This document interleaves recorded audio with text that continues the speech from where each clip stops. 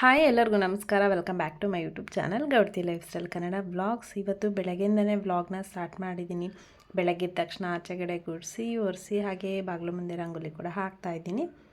ಇವತ್ತಿನ ವ್ಲಾಗಲ್ಲಿ ಏನು ಸ್ಪೆಷಲ್ ಅಂತಂದರೆ ಡೈಲಿ ರೊಟೀನ್ ಇರುತ್ತೆ. ಅದ್ರ ಜೊತೆಗೆ ಶ್ರೀಕೃಷ್ಣ ಮಠದಲ್ಲಿ ಪರ್ಯಾಯ ನಡೀತಾ ಇದೆ. ಪರ್ಯಾಯಕ್ಕೆ ಬೇರೆ ಬೇರೆ ಊರಿಂದ ಬೇರೆ ಬೇರೆ ಜಾಗದಿಂದ ಹೊರೆ ಕಾಣಿಕೆ ಬರುತ್ತೆ. ಹೊರೆ ಕಾಣಿಕೆ ಅಂದರೆ ಏನು, ಯಾವ ರೀತಿ ಬರುತ್ತೆ, ಅದು ಇಲ್ಲಿರೋರು ಅದನ್ನ ಯಾವ ರೀತಿ ಆರ್ಗನೈಸ್ ಮಾಡಿರ್ತಾರೆ ಅಂತ ಅಂದ್ಬಿಟ್ಟು ಈ ವ್ಲಾಗಲ್ಲಿ ನೀವು ಅದನ್ನ ನೋಡ್ಬೋದು. ಯಾಕೆಂದರೆ ಈ ಸರೌಂಡಿಂಗಲ್ಲಿರೋರಿಗೆ ಅದ್ರ ಬಗ್ಗೆ ಗೊತ್ತಿರುತ್ತೆ, ಬೇರೆ ಜಾಗದಲ್ಲಿರೋರಿಗೆ ಅದ್ರ ಬಗ್ಗೆ ಹೊರೆ ಕಾಣಿಕೆ ಅಂದರೆ ಏನು ಅಂತಲೇ ಗೊತ್ತಿರಲ್ಲ. ನಮಗೂ ಕೂಡ ಮೊದಲೆಲ್ಲ ಗೊತ್ತಿರಲಿಲ್ಲ, ಇಲ್ಲಿಗೆ ಬಂದಮೇಲೆ ಗೊತ್ತಾಗಿದೆ. ಸೊ ಹಾಗಾಗಿ ಹೇಳಿದೆ ಅಷ್ಟೇ. ಈ ವ್ಲಾಗ್ ನಿಮ್ಮೆಲ್ಲರಿಗೂ ಇಷ್ಟ ಆಗುತ್ತೆ ಅಂತ ಅಂದ್ಕೊಂಡು ವ್ಲಾಗ್ನ ಸ್ಟಾರ್ಟ್ ಮಾಡ್ತಾಯಿದ್ದೀನಿ. ಇಷ್ಟ ಆದರೆ ದಯವಿಟ್ಟು ಒಂದು ಲೈಕ್ ಮಾಡಿ, ಹಾಗೆ ಸಬ್ಸ್ಕ್ರೈಬ್ ಮಾಡ್ಕೊಳ್ಳಿ. ಯಾರೇನು ನನ್ನ ಚಾನಲ್ನ ನೋಡ್ತಾ ಇದ್ದರೆ ಸಬ್ಸ್ಕ್ರೈಬ್ ಮಾಡಿಕೊಂಡು ಸಪೋರ್ಟ್ ಮಾಡಿ ಅಂತ ಕೇಳ್ತೀನಿ. ಹಾಗೆ ಬೆಳಗಿನ ತಿಂಡಿಗೆ ನಾನು ಪೂರಿ ಮಾಡೋಣ ಅಂತಂದ್ಬಿಟ್ಟು ಹಿಟ್ಟನ್ನು ಕೂಡ ಕಲಸಿಟ್ಟೆ. ಹಿಟ್ಟನ್ನ ಕಲಸಿ ಒಂದು 10 ನಿಮಿಷ 15 ನಿಮಿಷ ಇಟ್ಟರೆ ಹಿಟ್ಟು ಚೆನ್ನಾಗಿ ನೆಂದ್ಕೊಳ್ಳುತ್ತೆ, ಪೂರಿ ಕೂಡ ಚೆನ್ನಾಗಿ ಬರುತ್ತೆ. ಹಾಗೆ ಅದ್ರ ಜೊತೆ ಕಾಂಬಿನೇಷನ್ ಆಗಿ ಕಡಲೆ ಬೀಜ ಚಟ್ನಿ ಮಾಡ್ತಾಯಿದ್ದೀನಿ. ಹಾಗೆ ನನ್ನ ಮಗನಿಗೆ ಸ್ನ್ಯಾಕ್ಸ್ ಕೂಡ ಹಾಕಿಡ್ತಾಯಿದ್ದೀನಿ ಬಾಕ್ಸ್ಗೆ. ಅವನಿಗೆ ಸ್ಕೂಲಲ್ಲಿ ಊಟ ಕೊಡೋದ್ರಿಂದ ಅವನಿಗೆ ಊಟ ಎಲ್ಲ ಏನು ಕೊಟ್ಟು ಕಳಿಸೋದಿಲ್ಲ, ಜಸ್ಟ್ ಸ್ನ್ಯಾಕ್ಸ್ ಮಾತ್ರ ಹಾಕ್ಕೊಟ್ಟು ಕಳಿಸ್ತೀನಿ. ಹಾಗೆ ಪೂರಿ ಮಾಡ್ತಾ ಇರೋದ್ರಿಂದ ನನ್ನ ಮಗನಿಗೆ ಪೂರಿ ಅಂದರೆ ತುಂಬಾ ಇಷ್ಟ. ಹಾಗಾಗಿ ಪೂರಿ ಕೂಡ ಹಾಕೋಣ ಆಮೇಲಿಂದ ಬಾಕ್ಸ್ಗೆ ಅಂತ ಅಂದ್ಬಿಟ್ಟು ಇಟ್ಟಿದ್ದೀನಿ. ಯಾಕೆಂದರೆ ಇನ್ನೂ ಪೂರಿ ಲಟ್ಸೋದಕ್ಕೆ ಸ್ಟಾರ್ಟ್ ಮಾಡಿರಲಿಲ್ಲ. ಫಸ್ಟು ಚಟ್ನಿ ಮಾಡ್ಕೊಳ್ಳೋಣ ಅಂತಂದ್ಬಿಟ್ಟು ಕಡಲೆ ಬೀಜನೂ ಕೂಡ ಹುರಿದಿಟ್ಟಿದ್ನಲ್ಲ, ಅದನ್ನು ಕೂಡ ಇವಾಗ ಸಿಪ್ಪೆನ ತಗೊಳ್ತಾ ಇದ್ದೀನಿ. ಕೆಲವೊಬ್ಬರು ಸಿಪ್ಪೆ ಸಮೇತ ಹಾಕ್ಕೊಳ್ತಾರೆ, ನನಗೆ ಸಿಪ್ಪೆ ಸಮೇತ ಹಾಕಿದ್ರೆ ಅಷ್ಟು ಇಷ್ಟ ಆಗೋದಿಲ್ಲ. ಚಟ್ನಿ ಕಲರೇ ಚೇಂಜ್ ಆಗಿಬಿಡುತ್ತೆ, ಫುಲ್ ಡಾರ್ಕಾಗಿ ಬರುತ್ತೆ. ಹಾಗಾಗಿ ನಾನು ಸಿಪ್ಪೆನ ತೆಗೆದ್ಬಿಟ್ಟು ಹಾಕ್ತೀನಿ. ಇವಾಗ ಒಂದ್ಸಲಿ ಸ್ಲ್ಯಾಬ್ನೆಲ್ಲ ಕ್ಲೀನ್ ಮಾಡಿಕೊಂಡು ಎಣ್ಣೆ ಕೂಡ ಬಿಸಿ ಆಗೋದಕ್ಕೆ ಅಂತ ಇಟ್ಟೆ. ಹಾಗೆ ಹಿಟ್ಟು ಕೂಡ ಚೆನ್ನಾಗಿ ನೆಂದಿತ್ತು. ಇವಾಗ ನಾನು ಅದನ್ನ ಚೆನ್ನಾಗಿ ಇನ್ನೊಂದು ಕಲಿಸ್ಕೊಂಡು ಅದನ್ನ ಸುಮಾರು ಒಂದು 7-8 ಉಂಡೆಗಳು ಮಾಡಿಟ್ಕೊಂಡ್ರೆ ಒಂದೇ ಸಲ ಲಟ್ಟಿಸ್ಬಿಟ್ಟು ಎಣ್ಣೆ ಬಿಸಿಯಾಗಿದ್ದಾಗಲೇ ಪೂರಿನ ಬೇಗ ಹಾಕ್ಬೋದು. ಆ ಬಿಸಿಗೆ ಪೂರಿ ಕೂಡ ಬೇಗ ಆಗುತ್ತೆ, ಗ್ಯಾಸ್ ಕೂಡ ಸ್ವಲ್ಪ ಕಡಿಮೆ ಖರ್ಚಾಗುತ್ತೆ. ಒಂದೊಂದೇ ಲಟ್ಟಿಸ್ಕೊಂಡು ಕೂತ್ಕೊಂಡ್ರೆ ಟೈಮ್ ಕೂಡ ವೇಸ್ಟ್ ಆದಂಗೆ ಅಂತ ಅನಿಸುತ್ತೆ. ನಾನೇ ಆವಾಗಲೂ ಮಾಡೋದು ಇದೇ ರೀತಿ. ಸೊ ಹಾಗಾಗಿ ಹೇಳಿದೆ, ಒಬ್ಬೊಬ್ಬರು ಒಂದೊಂದು ಥರ ಮಾಡ್ತಾರೆ, ಅವ್ರ ಕಂಫರ್ಟಬಲ್ ಯಾವ ರೀತಿ ಇರುತ್ತೋ ಆ ರೀತಿ ಮಾಡ್ತಾರೆ ಅಷ್ಟೇ. ನಾನು ಒಂದೊಂದೇ ಪೂರಿನ ಲಟ್ಟಿಸ್ಕೊಂಡು ಈ ರೀತಿ ಪ್ಲೇಟ್ಗೆ ಹಾಕಿಟ್ಕೊಂಡ್ಬಿಡ್ತೀನಿ. ಎಣ್ಣೆ ಬಿಸಿ ಆದಮೇಲೆ ಒಂದೊಂದೇ ಹಾಕಿ ಈ ರೀತಿ ಮಾಡೋದ್ರಿಂದ ತಿಂಡಿಗೂ ಕೂಡ ನಾವು ಬಿಸಿ ಬಿಸಿ ಪೂರಿನ ಸರ್ವ್ ಮಾಡ್ಬೋದು. ನನ್ನ ಹಸ್ಬೆಂಡ್ಗೂ ನನ್ನ ಮಗನಿಗೂ ಪೂರಿ ಅಂದರೆ ತುಂಬಾ ಇಷ್ಟ. ನನ್ನ ಮಗನಿಗಂತೂ 3 ಹೊತ್ತು ಮಾಡಿಟ್ರು ತಿಂತಾನೆ, ಅಷ್ಟು ಇಷ್ಟ ಅವನಿಗೆ. ಅದು ಅಲ್ಲದೆ ನಾನು ಮೈದಾ ಸಿಟ್ಟೆಲ್ಲ ಏನು ಜಾಸ್ತಿ ಯೂಸ್ ಮಾಡಿಲ್ಲ, ಜಾಸ್ತಿ ನಾನು ಹಾಕಿಲ್ಲ ಮೈದಾ ಸಿಟ್ಟಿದ್ದಕ್ಕೆ. ನಾನು ಮೈದಾ ಸಿಟ್ಟು ಯೂಸ್ ಮಾಡೋದು ಒಂದಕ್ಕೆ, ಒಬ್ಬಟ್ಟಿಗೆ ಮಾತ್ರ ಮೈದಾ ಸಿಟ್ಟನ್ನ ಯೂಸ್ ಮಾಡ್ತೀನಿ, ಇನ್ನೇನಕ್ಕೂ ಯೂಸ್ ಮಾಡಲ್ಲ ಮೈದಾ ಹಿಟ್ಟು. ಅದು ಅಷ್ಟು ಒಳ್ಳೆಯದಲ್ಲ ಹೆಲ್ತಿಗೆ ಅಂತ ಹೇಳ್ತಾರೆ. ಹಾಗಾಗಿ ಮೈದಾ ಹಿಟ್ಟನ್ನ ನಾನು ಯೂಸ್ ಮಾಡೋದಿಲ್ಲ. ಹಾಗೆ ಪೂರಿನೂ ಅಷ್ಟೇ ಜಾಸ್ತಿ ನಾನು ಮಾಡೋದಿಲ್ಲ, ವಾರಕ್ಕೆ 1 ಮ್ಯಾಕ್ಸ್ ಅಂತಂದರೆ 2 ಸಲ ಮಾಡ್ತೀನಿ ಅಷ್ಟೇ. ಆಯಿಲ್ ಫುಡ್ಡು ಜಾಸ್ತಿ ತಿನ್ನೋದು ಒಳ್ಳೇದಲ್ಲ ಅಂತ ಹೇಳ್ತಾರೆ. ಯಾವುದು ಒಳ್ಳೆಯದು ಯಾವುದು ಕೆಟ್ಟೋದು ಗೊತ್ತಿಲ್ಲ. ಯಾವುದಾದ್ರೂ ತಿನ್ನೋಕ್ಕೋದ್ರೂ ಏನಾದರೂ ಒಂದು ಹೇಳಿರ್ತಾರೆ, ಅದನ್ನು ತಿನ್ನಬಾರ್ದು ಇದನ್ನು ತಿನ್ನಬಾರ್ದು, ಹಾಗಾಗುತ್ತೆ ಹಿಂಗಾಗುತ್ತೆ ಅಂತಂದ್ಬಿಟ್ಟು. ಸೊ ಅವ್ರು ಹೇಳೋದಕ್ಕೆ ನಮಗೂ ಒಂಥರ ಭಯ ಆಗುತ್ತೆ ತಿನ್ನೋದಕ್ಕೆ. ಸೊ ವಾರಕ್ಕೆ 2 ಸಲ ಮಾಡ್ತೀನಿ. ಅದು ನನ್ನ ಮಗ ಹಠ ಮಾಡೋದ್ರಿಂದ ಅಷ್ಟೇ ಪೂರಿನ ಮಾಡೋದು, ಇಲ್ಲಾಂದರೆ ಅದನ್ನು ಮಾಡೋದಿಲ್ಲ. ಕೆಲವೊಬ್ರು ಹೇಳ್ತಾರೆ ಗೋಧಿ ಸಿಟ್ಟಲ್ಲಿ ಮಾಡೋವಂಥ ಪೂರಿ ಅಷ್ಟು ಚೆನ್ನಾಗಿ ಉಬ್ಬಿ ಬರೋದಿಲ್ಲ ಅಂತಂದ್ಬಿಟ್ಟು. ನೀವಿಲ್ಲಿ ನೋಡ್ತಾ ಇರ್ಬೋದು ಎಷ್ಟು ಚೆನ್ನಾಗಿ ಉಬ್ಬಿ ಬರ್ತಾಯಿದೆ ಅಂತಂದ್ಬಿಟ್ಟು. ನಾನು ಇದಕ್ಕೆ ಮೈದಾ ಸಿಟ್ಟು ಒಂಚೂರು ಕೂಡ ಆ್ಯಡ್ ಮಾಡಿಲ್ಲ, ಗೋಧಿ ಸಿಟ್ಟಲ್ಲೇ ಮಾಡ್ತಾ ಇರೋದು.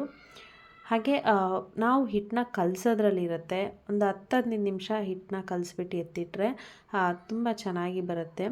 ಒಂದು 7-8 ಪೂರಿ ಆಗೋವಷ್ಟು ಲಟ್ಸಿ ಎತ್ತಿಟ್ಕೊಂಡ್ರೆ ಎಣ್ಣೆ ಕೂಡ ಬಿಸಿಯಾಗಿರುತ್ತಲ್ಲ, ಆ ಬಿಸಿ ಇರಬೇಕು ಎಣ್ಣೆ. ಒಂಚೂರು ತಣ್ಣಗಿದ್ದಾಗ ಹಾಕಿದ್ರೆ ಅಷ್ಟು ಚೆನ್ನಾಗಿ ಪೂರಿ ಬರೋದಿಲ್ಲ. ಬಿಸಿ ಇದ್ದಾಗೆ ಹಾಕ್ತಾಯಿದೆ, ತುಂಬ ಚೆನ್ನಾಗಿ ಉಬ್ಬಿ ಬರುತ್ತೆ. ನೀವೇನೇ ನೋಡ್ತಾ ಇರ್ಬೋದು, ತುಂಬ ಚೆನ್ನಾಗಿ ಬಂದಿತ್ತು. ಮೇಲ್ಗಡೆ ತುಂಬ ಕ್ರಿಸ್ಪಿಯಾಗಿತ್ತು, ಹಾಗೆ ಸಾಫ್ಟಾಗೂ ಕೂಡ ಇರುತ್ತೆ ಪೂರಿ. ತಿಂಡಿ ಎಲ್ಲ ತಿಂದಾದಮೇಲೆ ಆನ್ಲೈನಿಂದ ಕೆಲವೊಂದು ಬಾಕ್ಸಸ್ನೆಲ್ಲ ತರಿಸಿದ್ನಲ್ಲ ಕಿಚನ್ ಆರ್ಗನೈಸ್ ಮಾಡೋದಕ್ಕೋಸ್ಕರ, ಅದನ್ನು ಕೂಡ ವಾಶ್ ಮಾಡಿ ಎತ್ತಿಟ್ಕೊಳ್ಳೋಣ ಅಂತಂದ್ಬಿಟ್ಟು ವಾಶ್ ಮಾಡ್ಕೊಳ್ತಾ ಇದ್ದೀನಿ. ವಾಶ್ ಮಾಡಿಬಿಟ್ಟು ಬಿಸಿಲಲ್ಲಿ ಸ್ವಲ್ಪ ಹೊತ್ತು ಡ್ರೈ ಆಗೋದಕ್ಕೆ ಬಿಟ್ಟರೆ ಗ್ರಾಸರೀಸ್ನೂ ಕೂಡ ಫಿಲ್ ಮಾಡ್ಕೋಬೋದು ಅಂತ ಅಂದ್ಬಿಟ್ಟು. ಯಾವಾಗ ಫ್ರೀ ಇರುತ್ತೋ ಆವಾಗ ಕೆಲವೊಂದು ಈ ಥರ ಎಕ್ಸ್ಟ್ರಾ ಕೆಲಸಗಳನ್ನ ಮಾಡಿಕೊಂಡ್ರೆ ನಮಗೆ ಈಸಿ ಆಗುತ್ತೆ. ಎಲ್ಲ ಒಂದೇ ಸಲ ಅಂತಂದರೆ ನಮಗೆ ತುಂಬ ಕಷ್ಟ ಅಂತ ಅನಿಸುತ್ತೆ. ಅದರಲ್ಲೂ ಮಕ್ಕಳಿರೋ ಮನೇಲಂತೂ ತುಂಬಾ ಹಿಂಸೆ ಆಗುತ್ತೆ. ಹಾಗೆ ಎಲ್ಲ ವಾಶ್ ಮಾಡಿ ಬಾಲ್ಕನಿಯಲ್ಲಿ ಕೂಡ ಇಟ್ಟೆ, ಬಿಸಿಲಿತ್ತು. ಸಂಜೆವರೆಗೂ ಡ್ರೈ ಆಗಲಿ ಅಂತ ಬಿಟ್ಟೆ. ಏನಿಲ್ಲ ಒಂಥರ ಯಾರ್ದದು ಬಟ್ಟೆ? ಅಣ್ಣಂದು. ಬಾಯಲ್ಲಿ ಏನು ಇಟ್ಕೊಂಡಿರೋದು? ಈಚೆ ಬಾಯಲ್ಲಿ ಏನು ಇಟ್ಕೊಂಡಿರೋದು?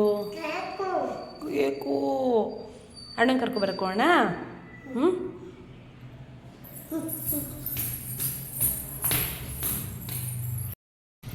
ನೀನು ಫಸ್ಟ್ ಹೋದರೆ ನನ್ನ ಯಾರು ಕರ್ಕೊಂಡು ಹೋಗ್ತಾರೆ? ವಾ, ನೀ ಕರ್ಕೊಂಡೋಗಲ್ವಾ ನನ್ನ? ಎಲ್ಲಿ ಕರ್ಕೊಂಡು ಹೋಗ್ತೀಯಾ? ನಿಂಗೆ ಗೊತ್ತಾ ರೋಡ್ ಗೊತ್ತಾ ನಿಂಗೆ? ಇಲ್ಲ, ಮತ್ತೇನಕ್ಕೆ ಹೋಗ್ತಾ ಇದೆಯಾ? ಸುಮ್ಮನೆ. ಹ್ಞೂ ಮತ್ತು ನನ್ನ ಕೈ ಇಟ್ಕೋ. ಹಾಂ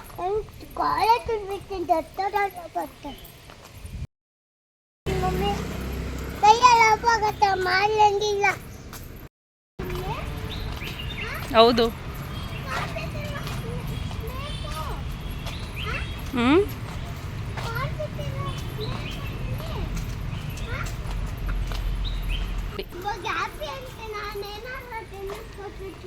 ಇವತ್ತು ಪಾಪುನ ಕರ್ಕೊಬರೋಕ್ಕೆ ನಾನೇ ಹೋಗಿದ್ದೆ, ಹಾಗೆ ನನ್ನ ಮಗಳನ್ನ ಕರ್ಕೊಂಡೋಗಿದ್ದೆ. ಅವಳಿಗೆ ಬೆಳಗ್ಗೆಯಿಂದ ಒಬ್ಬಳೇ ಆಟ ಆಡಿ ಆಡಿ ಬೇಜಾರಾಗಿರುತ್ತೆ. ಅವನ್ನ ನೋಡಿದ ತಕ್ಷಣ ಏನೋ ಒಂಥರ ಖುಷಿ ಆಗುತ್ತೆ. ಇಬ್ಬರು ಮನೆಯವ್ರಿಗೂ ಕೈ ಇಟ್ಕೊಂಡು ಬರ್ತಾರೆ. ಆ ಮನೆಗೆ ಬಂದ ತಕ್ಷಣ ಇನ್ನು ಕಿತ್ತಾಟ ಸ್ಟಾರ್ಟ್ ಆಗುತ್ತೆ. ಮನೆಯವ್ರಿಗೂ ಅಷ್ಟೇ ಅವ್ರ ಪ್ರೀತಿ. ಹಾಗೆ ಬರ್ತಾ ಇಲ್ಲೊಂದು ಅಂಗಡಿ ಸಿಕ್ಕುತ್ತೆ.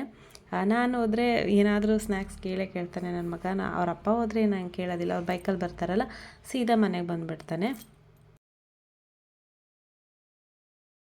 ಹಾಗೆ ನೈಟ್ ಹಸ್ಬೆಂಡ್ ಬೇಗ ಬಂದರು ಕೆಲಸ ಮುಗಿಸ್ಕೊಂಡು. ನನ್ನ ಕೆಲಸ ಕೂಡ ಎಲ್ಲ ಮುಗ್ದಿತ್ತಲ್ಲ, ಹಾಗೆ ಹೊರೆ ಕಾಣಿಕೆ ನೋಡ್ಕೊಂಬರೋಣ, ಪರ್ಯಾಯಕ್ಕೆ ಯಾವ ರೀತಿ ರೆಡಿ ಮಾಡ್ಕೊಂಡಿದ್ದಾರೆ ಅಂತ ನೋಡ್ಕೊಬರೋಣ ಅಂತಬಿಟ್ಟು ಒಂದು ರೌಂಡ್ ಹೋದ್ವಿ. ಯಾಕೆಂದರೆ ಪರ್ಯಾಯ ದಿನ ವೆಹಿಕಲ್ಸ್ ಎಲ್ಲ ಓಡಾಡೋದಕ್ಕೆ ಬಿಡೋದಿಲ್ಲ, ಜಸ್ಟ್ ವಾಕ್ ಮಾಡ್ಕೊಂಡು ಹೋಗ್ಬೇಕಷ್ಟೇ. ವಾಕ್ ಮಾಡಿಕೊಂಡು ನಾವು ಅಷ್ಟು ದೂರ ಎಲ್ಲ ಹೋಗಿ ವೀಡಿಯೋ ಮಾಡಿಕೊಂಡು ಬರೋಕ್ಕಾಗೋದಿಲ್ಲ ಅಂತಂದ್ಬಿಟ್ಟು ನನ್ನ ಹಸ್ಬೆಂಡು ಇವತ್ತೇ ಕರ್ಕೊಂಡು ಹೋಗ್ತೀನಿ, ನಾಳೆ ವೆಹಿಕಲ್ಸ್ ಎಲ್ಲ ಬಿಡೋದಿಲ್ಲ, ಹಾಗೆ ಹೊರೆ ಕಾಣಿಕೆ ನೋಡ್ಕೊಬರೋಣ ಅಂತಂದ್ಬಿಟ್ಟು ಕರ್ಕೊಂಡು ಹೋದ್ರು. ನೀವು ಇಲ್ಲಿ ನೋಡ್ತಾ ಇರ್ಬೋದು ಲೈಟಿಂಗ್ಸ್ ಎಲ್ಲ ಯಾವ ರೀತಿ ಅರೇಂಜ್ ಮಾಡಿದ್ದಾರೆ ಅಂತ ಅಂದ್ಬಿಟ್ಟು. ಎಲ್ಲ ಕೇಸರಿಮಯ ಆಗಿಬಿಟ್ಟಿದೆ ಇವಾಗ. ಅಯೋಧ್ಯೆಯಲ್ಲಿ ರಾಮನ ದೇವಸ್ಥಾನ ಓಪನ್ ಆಗ್ತಾ ಇದೆಯಲ್ಲ, ಹಾಗಾಗಿ ಎಲ್ಲ ಕಡೆ ಕೇಸರಿ ಧ್ವಜ, ಕೇಸರಿ ಪೋಸ್ಟರ್ಸು ಈ ರೀತಿ ಎಲ್ಲ ಅಂಟಿಸಿದ್ರು. ಆ ಲೈಟಿಂಗ್ಸ್ ಮಧ್ಯೆ ಅದು ಒಂಥರ ಅಟ್ರಾಕ್ಟಿವ್ ಆಗಿ ಕಾಣಿಸ್ತಾ ಇತ್ತು. ಈ ಬೀದಿಲಿ ಸ್ವಾಮೀಜಿಯವರು ಮೆರವಣಿಗೆ ಬರ್ತಾರೆ, ಹಾಗಾಗಿ ಈ ಬೀದಿಲಿ ಲೈಟಿಂಗ್ಸ್ ಸ್ವಲ್ಪ ಜೋರಾಗಿ ಇತ್ತು. ಇನ್ನೂ ಕೆಲವೊಂದು ಕೆಲಸಗಳು ನಡೀತಾನೆ ಇತ್ತು. ನಾಳೆನೇ ಪರ್ಯಾಯ, ಪಾಪ ನೈಟೆಲ್ಲ ಕೆಲಸ ಮಾಡ್ತಾನೆ ಇದ್ದರು. ಅಲ್ಲಲ್ಲಿ ಈ ರೀತಿ ಆರ್ಚ್ ಥರ ಮಾಡಿದರು, ತುಂಬಾ ಚೆನ್ನಾಗಿತ್ತು ನೋಡೋಕ್ಕೆ. 2 ಕಣ್ಣು ಸಾಲದು ಆ ರೀತಿ. ಈ ವರ್ಷ ಸ್ವಲ್ಪ ಜೋರಾಗಿ ಮಾಡಿದರು, ಯಾಕೆಂದರೆ ಲಾಸ್ಟ್ ಇಯರ್ ಅಂದರೆ 2 ವರ್ಷಕ್ಕೊಂದ್ಸಲ ನಡೆಯೋ ಪರ್ಯಾಯ. ಲಾಸ್ಟ್ ಇಯರ್ ಕೊರೋನಾ ಇತ್ತು, ಆ ಟೈಮಲ್ಲಿ ಪರ್ಯಾಯ ಅಷ್ಟು ಜೋರಾಗಿ ಮಾಡಿದರು, ಬಟ್ ಇಷ್ಟು ಜೋರಾಗಿ ಮಾಡಿರಲಿಲ್ಲ. ಇವಾಗ ಏನೂ ಇರಲಿಲ್ವಲ್ಲ, ಹಾಗಾಗಿ ಸ್ವಲ್ಪ ಜೋರಾಗಿ ಮಾಡ್ತಾಯಿದ್ದಾರೆ.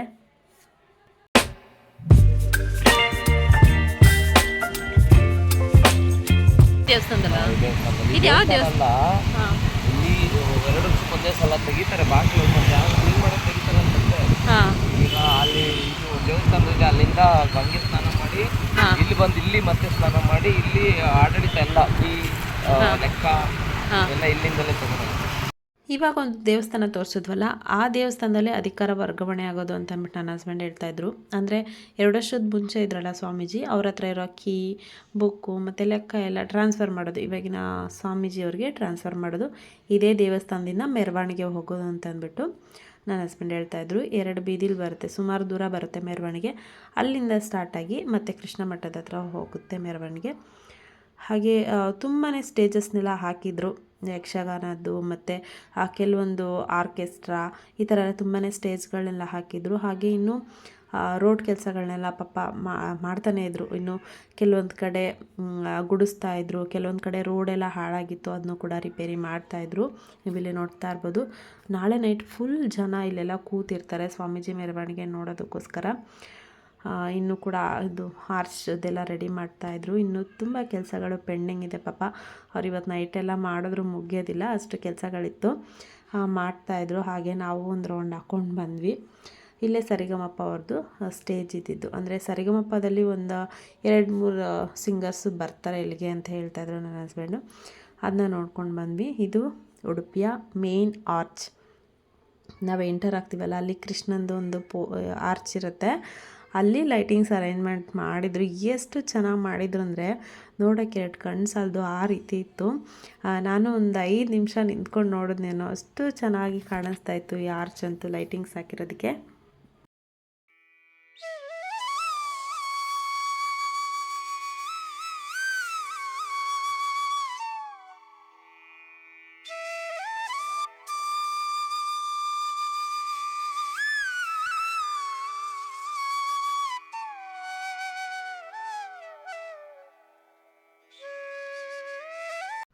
ಹಾಗೆ ಆರ್ಚ್ನ ನೋಡ್ಕೊಂಬಂದ್ವಿ. ಬರ್ತಾ ಇಲ್ಲಿ ಆರ್ಕೆಸ್ಟ್ರದ್ದು ಅದೇ ಸರಿಗಮಪದಿಂದ ಬರ್ತಾರೆ ಅಂತ ಹೇಳಿದ್ವಲ್ಲ, ಅದು ಪೋಸ್ಟರ್ ಇತ್ತು. ಅದನ್ನ ಓದ್ತಾ ಇದ್ವಿ ಎಷ್ಟು ಗಂಟೆಯಿಂದ ಸ್ಟಾರ್ಟ್ ಆಗುತ್ತೆ ಅಂತ ಅಂದ್ಬಿಟ್ಟು.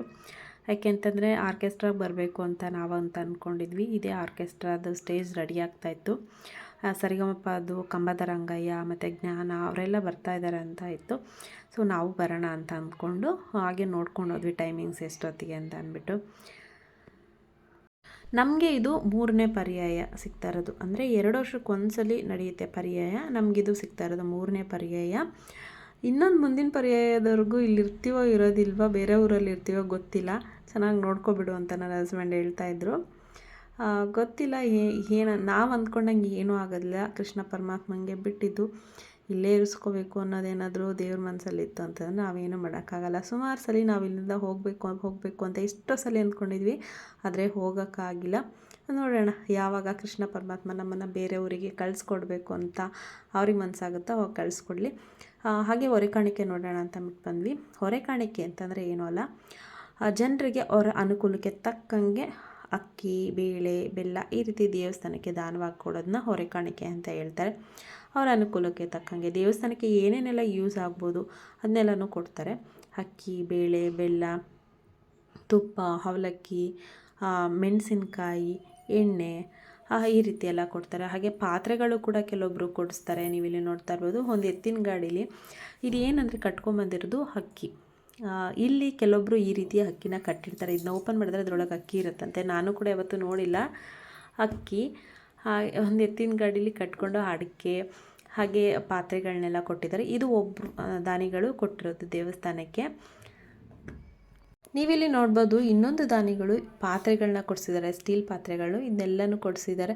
ಎಷ್ಟು ಚೆನ್ನಾಗಿ ಕಾಣಿಸ್ತಾ ಇತ್ತು ಸ್ಟೀಲ್ ಪಾತ್ರೆಗಳು ಅಂತಂದರೆ. ಹೆಣ್ಮಕ್ಳಿಗೆ ಪಾತ್ರೆಗಳನ್ನ ನೋಡಿದ್ರೆ ಏನೋ ಒಂಥರ ಖುಷಿ ಅಂತ ಅನಿಸುತ್ತೆ ಅಲ್ವಾ. ದೇವಸ್ಥಾನದಲ್ಲಿ ಯೂಸ್ ಆಗೋವಂಥ ಪಾತ್ರೆಗಳನ್ನೆಲ್ಲ ಕೊಡಿಸಿದ್ದಾರೆ. ಅಂದರೆ ಸಾಂಬಾರು ಬಿಡೋದಕ್ಕೆ ಆಗಲಿ, ಅನ್ನ ಬಡಿಸ್ಕೊಳ್ಳೋದಕ್ಕೆ ಆಗಲಿ, ಅಥವಾ ಬೇರೆ ಒಂದು ಕೆಲಸಕ್ಕೆ ಆಗಲಿ ಪಾತ್ರೆಗಳೆಲ್ಲ ಬೇಕಾಗುತ್ತಲ್ಲ, ಅದನ್ನೂ ಎಲ್ಲ ಕೊಟ್ಟಿದ್ದಾರೆ ಹೊಸದು. ಅವರ ಹರಕೆ ಏನು ಮಾಡ್ಕೊಂಡಿರ್ತಾರೋ ಅದ್ರ ತಕ್ಕಂಗೆ ದಾನಿಗಳು ದಾನನ ಕೊಡ್ತಾರೆ ದೇವಸ್ಥಾನಕ್ಕೆ. ಇದೆಲ್ಲ ಒಂದೊಂದು ಊರಿಂದ ಅಥವಾ ಇಲ್ಲೇ ಇರೋಂಥ ಕೆಲವೊಂದು ಶಾಪ್ಗಳಿಂದ ಬಂದಿರೋಂಥದ್ದು. ಇದನ್ನೆಲ್ಲ ಒಂದೊಂದು ಜಾಗದಲ್ಲಿ ಆರ್ಗನೈಸ್ ಮಾಡಿಟ್ಟಿದ್ದಾರೆ. ಅಂದರೆ ಮೆಣಸಿನ್ಕಾಯಿ ಒಂದು ಹತ್ರ, ಅಕ್ಕಿ ಒಂದು ಹತ್ರ, ಬೆಲ್ಲ ಒಂದು ಹತ್ರ, ತರಕಾರಿ ಕೆಲವೊಬ್ಬರು ಕೊಟ್ಟಿದ್ದಾರೆ. ಅಂದರೆ ಕುಂಬಳಕಾಯಿ, ಹಲಸಿನಕಾಯಿ, ಸಾಂಬಾರು ಸೌತೆ, ಬದನೆಕಾಯಿ, ಎಳ್ನೀರು ಈ ರೀತಿ ತುಂಬ ತರಕಾರಿಗಳನ್ನ ಕೊಟ್ಟಿದ್ದಾರೆ.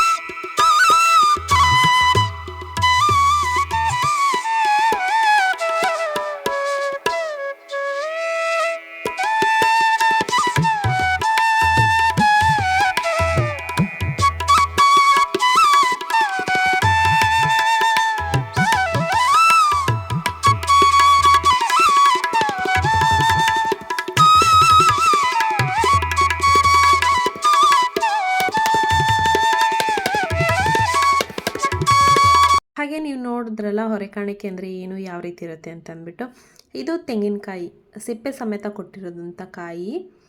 ಇದನ್ನೆಲ್ಲ ಒಂದು ಹತ್ರ ರಾಶಿ ಹಾಕಿದ್ದಾರೆ. ಎಳ್ನೀರೇ ಸಪ್ರೇಟಾಗಿ ಇಟ್ಟಿದ್ದಾರೆ, ತೆಂಗಿನಕಾಯಿನೇ ಸಪ್ರೇಟಾಗಿ ಇಟ್ಟಿದ್ದಾರೆ. ಹಾಗೆ ಎಲ್ಲ ಹೊರೆಕಾಣಿಕೆ ಎಲ್ಲ ನೋಡಿಕೊಂಡು ನಾವಿಲ್ಲಿ ಕನಕದಾಸ ಮಂಟಪಕ್ಕೆ ಬಂದ್ವಿ. ಇಲ್ಲಿ ಯಕ್ಷಗಾನ ನಡೀತಾ ಇತ್ತು, ಹಾಗೆ ಭರತನಾಟ್ಯ ಡ್ಯಾನ್ಸಸ್ ಎಲ್ಲ ನಡೀತಾ ಇತ್ತು. ಹಾಗೆ ಮಕ್ಕಳಿಗೆ ತೋರಿಸೋಣ ಅಂತಂದ್ಬಿಟ್ಟು ನಾವು ಕೂಡ ಹೋದ್ವಿ.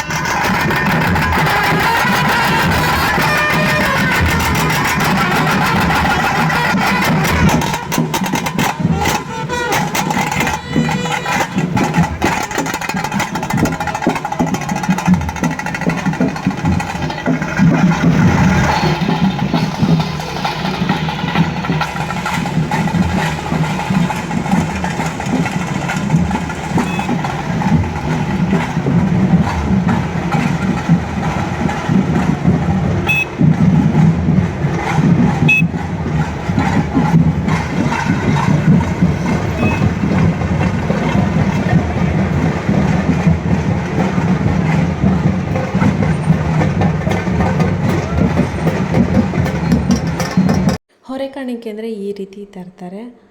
ಎಲ್ಲ ಒಂದೊಂದು ಊರವರು ಅಥವಾ ರೈತರು ಇರ್ತಾರಲ್ಲ, ಅವರು ಏನು ಬೆಳೆನ ಬೆಳೆದಿರ್ತಾರೆ ಅದನ್ನ ದೇವಸ್ಥಾನಕ್ಕೆ ದಾನವಾಗಿ ಕೊಡ್ತಾರೆ. ಹಾಗೆ ಕೆಲವೊಂದು ಊರಲ್ಲಿ ಇಷ್ಟು ಜನ ಅಂತ ಸೇರಿಕೊಂಡು ಹಣನ ಕಲೆಕ್ಟ್ ಮಾಡಿಕೊಂಡು ಅದರಲ್ಲಿ ಏನು ಬರುತ್ತೋ ಅದನ್ನ ದೇವಸ್ಥಾನಕ್ಕೆ ಪರ್ಚೇಸ್ ಮಾಡಿ ಕೊಡಿಸ್ತಾರೆ. ಈ ರೀತಿ ಹೆಣ್ಮಕ್ಳೆಲ್ಲ ಒಂದೇ ಕಲರ್ ಸೀರೆ ಉಟ್ಕೊಂಡು ಪುಟ್ಟಿಲಿ ತರಕಾರಿ ಎತ್ಕೊಂಡು ಬರ್ತಾರೋದು. ಪ್ರಮುಖ ಬೀದಿಲಿ ಮೆರವಣಿಗೆ ಹೋಗ್ಬಿಟ್ಟು ಅನಂತರ ದೇವಸ್ಥಾನದಲ್ಲಿ ಹೊರೆಕಾಣಿಕೆ ಯಾವ ಜಾಗದಲ್ಲಿ ಇಡ್ತಾರೋ ಆ ಜಾಗದಲ್ಲಿ ಇದನ್ನ ಇಟ್ಬಿಟ್ಟು ಬರ್ತಾರೆ. ಅಂದರೆ ಸ್ವಲ್ಪ ಮೆರವಣಿಗೆ ಹೋಗ್ತಾರೆ, ಇದನ್ನೆಲ್ಲ ಹೊತ್ಕೊಂಡು ಡೋಲ್ ಬಡ್ಕೊಂಡು ತಮಟೆ ಬಡ್ಕೊಂಡು ಈ ರೀತಿ ನೀವು ಇಲ್ಲಿ ನೋಡ್ತಾ ಇರ್ಬೋದು. ದೋಣಿಲಿ ಬದನೆಕಾಯಿ ಅಂದರೆ ಆ ರೈತ ಏನು ಬೆಳೆದಿದ್ರೋ ಅದನ್ನ ಅದರೊಳಗೆ ತರಕಾರಿನ ಹಾಕ್ಕೊಂಡು ಒಂದು ಸ್ವಲ್ಪ ಕೆಲವೊಂದು ಬೀದಿಗಳಲ್ಲಿ ಮೆರವಣಿಗೆ ಹೋಗಿ ಆನಂತರ ದೇವಸ್ಥಾನಕ್ಕೆ ಅದನ್ನ ಕೊಡ್ತಾರೆ. ಹೊರೆ ಕಾಣಿಕೆ ಬರೋದನ್ನ ನೋಡೋದೇ ಒಂಥರ ಹಬ್ಬ ಥರ ಅಂತ ಅನಿಸುತ್ತೆ. ಈ ಡೋಲ್ ಬಡ್ಕೊಂಡು ಹುಲಿ ಡ್ಯಾನ್ಸ್ ಮಾಡಿಕೊಂಡು ಹೆಣ್ಮಕ್ಳೆಲ್ಲ ಒಂದೇ ಕಲರ್ ಸೀರೆ ಉಟ್ಕೊಂಡು, ಗಂಡು ಮಕ್ಕಳೆಲ್ಲ ಒಂದೇ ಕಲರ್ ಬಟ್ಟೆ ಹಾಕ್ಕೊಂಡು ತಲೆ ಮೇಲೆ ಪುಟ್ಟಿ ಇಟ್ಕೊಂಡು ಅದರಲ್ಲಿ ತರಕಾರಿ ಅಥವಾ ದಿನಸಿ ಏನಂತ ಅವ್ರು ಏನು ದಾನ ಕೊಡ್ತಾರೋ ದೇವಸ್ಥಾನಕ್ಕೆ ಅದನ್ನ ಎತ್ಕೊಂಬರೋದು. ಈ ರೀತಿ ಏನೋ ಒಂಥರ ಹಬ್ಬ ಅಂತ ಅನಿಸುತ್ತೆ ನೋಡೋದಕ್ಕೆ. ಸುಮಾರು 3-4 ದಿನದಿಂದ ಈ ರೀತಿ ಹೊರೆ ಕಾಣಿಕೆ ಬರುತ್ತೆ. ಟೆಂಪೋದಲ್ಲಿ ಎತ್ಕೊಂಬರ್ತಾರೆ, ಕೆಲವೊಬ್ಬರು ಲಾರೀಲಿ ಎತ್ಕೊಂಬರ್ತಾರೆ, ಬೇರೆ ಬೇರೆ ಊರಿಂದ ಬೇರೆ ಬೇರೆ ರಾಜ್ಯದಿಂದ ಕೂಡ ಹೊರೆ ಕಾಣಿಕೆ ಬರುತ್ತೆ. ಇದು ಒಂದಿನದಷ್ಟೇ ವಿಡಿಯೋನ ಮಾಡ್ಕೊಂಡಿರೋದು. ಸುಮಾರು 3-4 ದಿನದಿಂದ ಹೊರೆ ಕಾಣಿಕೆ ಬರ್ತಾನೆ ಇರುತ್ತೆ. ಬೇರೆ ಬೇರೆ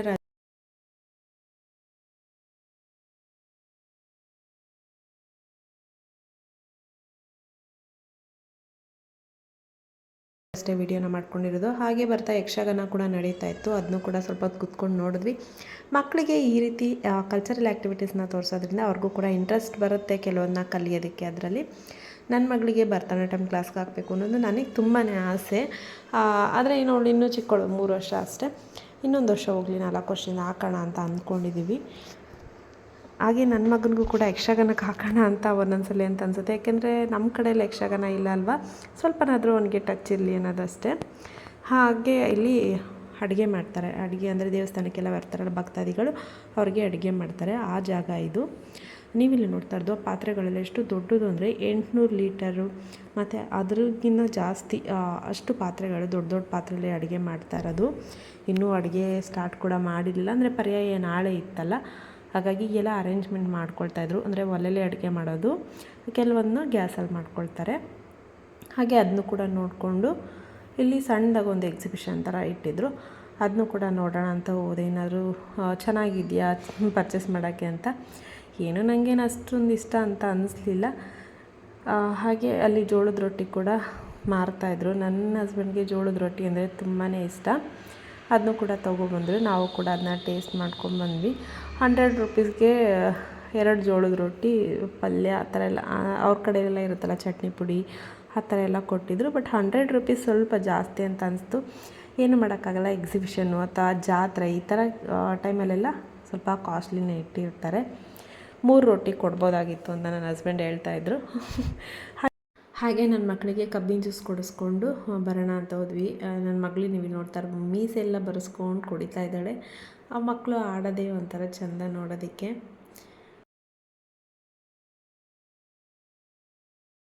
ಈ ರೋಸ್ನ ನೋಡಿದೆ, ಇದು ಎಷ್ಟು ಚೆನ್ನಾಗಂತ ಅನ್ನಿಸ್ತು.